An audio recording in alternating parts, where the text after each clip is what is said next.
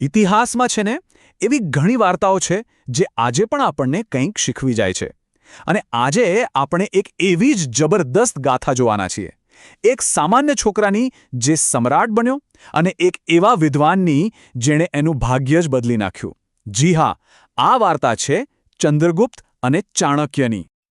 તો ચાલો આપણે બધા જઈએ પ્રાચીન ભારતમાં, એવા સમયમાં જ્યારે મોટા મોટા સામ્રાજ્યો બનતા હતા અને તૂટતા હતા. પણ આ કહાની ખાલી રાજા મહારાજાઓની નથી. ના, આ તો શરૂઆત છે એક અનોખી દોસ્તીની, એક અસાધારણ દૃષ્ટિની. મોટા ભાગે કેવું હોય છે ખબર છે? કોઈ પણ મોટી કહાનીની શરૂઆત છે ને એકદમ સામાન્ય જગ્યાએથી થતી હોય છે.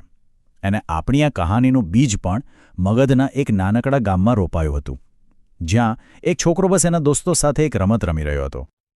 તો આ છે આપણો નાયક ચંદ્રગુપ્ત.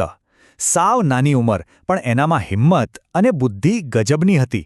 આમ તો એ બીજા છોકરાઓ ભેગો ઢોર ચરાવતો, પણ એની આંખોમાં છે ને એક એવી ચમક હતી, એવી તેજસ્વીતા હતી જે એને બીજા બધાથી સાવ અલગ પાડતી હતી. ચંદ્રગુપ્ત અને એના દોસ્તો છે ને એક બહુ જ ખાસ રમત રમતા હતા. એનું નામ હતું રાજકિલમ. હવે આ રમતમાં શું થતું? ચંદ્રગુપ્ત રાજા બને, એના મિત્રો બને પ્રજા, અને પછી એ એમની ફરિયાદો સાંભળીને ન્યાય કરે. પણ સાચું કહું તો આ ખાલી રમત નહોતી. એવું લાગતું હતું જાણે ભવિષ્યનું એક નાનું ટ્રેલર ચાલી રહ્યું હોય. જરા વિચારો તો, પથ્થરનો એક ઊંચો ઢગલો, બસ એ જ એનું સિંહાસન હતું.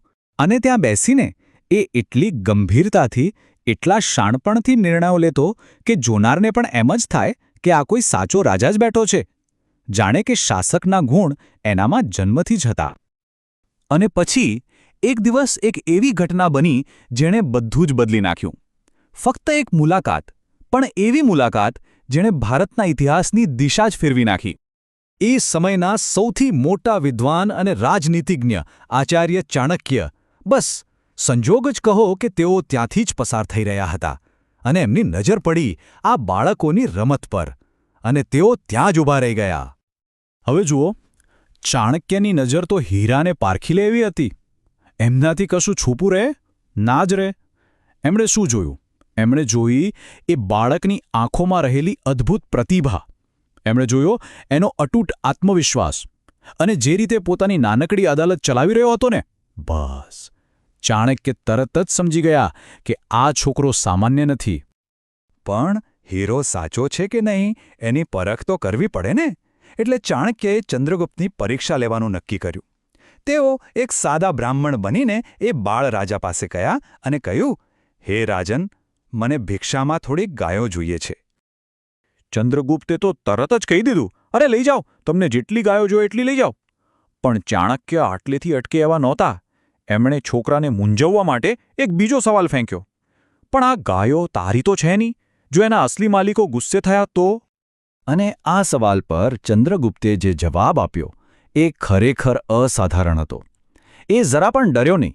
એણે કહ્યું, મેં તમને એક રાજા તરીકે દાન આપ્યું છે અને રાજાના આદેશનું ઉલ્લંઘન કરવાની હિંમત કોઈનામાં નથી. આ જવાબમાં કોઈ શંકા નહોતી. હતો તો બસ એક રાજાનો અતૂટ નિશ્ચય. બસ આ એક જવાબ ચાણક્ય માટે કાફી હતો. એમને એમનો હીરો મળી ગયો હતો. અને એ જ ક્ષણથી એક એવી ગુરુ શિષ્યની જોડી બની જેણે આગળ જઈને આખો ઇતિહાસ રચી દીધો. ચાણક્યને પાક્કી ખાતરી થઈ ગઈ, જે છોકરો રમતમાં પણ પોતાના કર્તવ્ય અને અધિકાર વિશે આટલો સ્પષ્ટ હોય, એ જ એક દિવસ ભારતનો સમ્રાટ બની શકે. બસ એમને પોતાનો શિષ્ય મળી ગયો હતો. પછી તો ચાણક્યે એક મિનિટનો પણ વિલંબ ના કર્યો. તેઓ તરત જ ચંદ્રગુપ્તની માતા પાસેથી પરવાનગી લઈને એને પોતાની સાથે તક્ષશિલા લઈ ગયા. એ સમયની દુનિયાની સૌથી મોટી યુનિવર્સિટી. હવે સમય હતો આ કાચા હીરાને બરાબર ઘડવાનો. તક્ષશિલામાં ચંદ્રગુપ્તની ટ્રેનિંગ શરૂ થઈ. અને કેવી ટ્રેનિંગ! એને ખાલી તલવારબાજી કે ઘોડેસવારી જ નહીં, એને રાજનીતિ, અર્થશાસ્ત્ર, શાસ્ત્રો બધાનું ઊંડું જ્ઞાન આપવામાં આવ્યું. અને સૌથી અગત્યનું, ચાણક્યએ એને તાકાતની સાથે સાથે ધીરજ રાખતા પણ શીખવ્યું. વર્ષોની આકરી મહેનત અને ગુરુ ચાણક્યના માર્ગદર્શન પછી હવે એ સમય આવી ગયો હતો જ્યારે બાળપણની એ રાજકિલમની રમતને હકીકતમાં બદલવાની હતી. તો એમની સફર ક્યાં પહોંચી? વર્ષોની તૈયારી પછી ચંદ્રગુપ્તે ચાણક્યની જબરદસ્ત રણનીતિથી મગધના એક ક્રૂર રાજા ધનાનંદને હરાવ્યો અને બસ ત્યાંથી જ ભારતના સૌથી પહેલા અને સૌથી મોટા સામ્રાજ્ય મૌર્ય સામ્રાજ્યનો પાયો નંખાયો. અને આમ એક બાળ રાજા અને એક કિંગમેકર, એક શિષ્યની હિંમત અને એક ગુરુની દ્રષ્ટિ, આ બંને સાથે મળીને ઇતિહાસ રચી દીધો.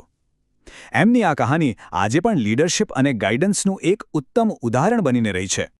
તો આખી વાર્તા પછી એક સવાલ મનમાં જરૂર આવે. શું લાગે છે, શું મહાન નેતાઓ જન્મે છે કે પછી તેમને બનાવવામાં આવે છે? ચંદ્રગુપ્તમાં એ ગુણ જન્મથી જ હતા કે પછી ચાણક્યના માર્ગદર્શને એને મહાન સમ્રાટ બનાવ્યો? જોકે કદાચ સાચો જવાબ એ છે કે જ્યારે જન્મજાત પ્રતિભાને એક સાચો ગુરુ મળી જાય ત્યારે જ ઇતિહાસ રચાય છે.